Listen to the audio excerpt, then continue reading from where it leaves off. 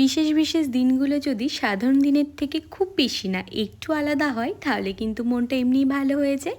কি ঠিক বললাম তো? হ্যালো এভরিওয়ান, আমি দীপান্বিতা। আর দিনটা ছিল আমার বাবা মার বিবাহবার্ষিকীর দিন।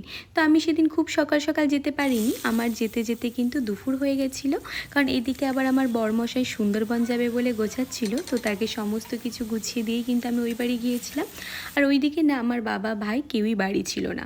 তো দুপুরের লাঞ্চটা আমি আর মা দুজনেই করে নিয়েছিলাম, আর ইচ্ছা ছিল সন্ধ্যাবেলা সবাইকে নিয়ে একটু ঘুরতে যাব। তা মা বললো না আজ আর যাবো না, আমরা পরে একদিন যাব। তাই আমি বললাম ঠিক আছে, তাহলে কী খাবে বলো, সেটাই তোমাদেরকে বাড়িতে আমি রান্না করে খাওয়াই।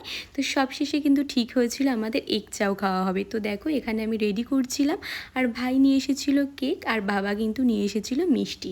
তো এটা দিয়েই কিন্তু আমরা রাতে ডিনার করে নিয়েছিলাম। আর অনুষ্ঠান সেটা ছোট বা বড় যাই হোক না কেন, অনুষ্ঠান মানেই খাওয়া দাওয়া, হাসি ঠাট্টা, মজা, তাছাড়া আর কী বা আছে। আর যে মানুষগুলো সব সময় আমাদের জন্য সব কিছু করে, তাদের জন্য একটু কিছু করতে পারলে মনটা কিন্তু এমনিই ভালো লাগে।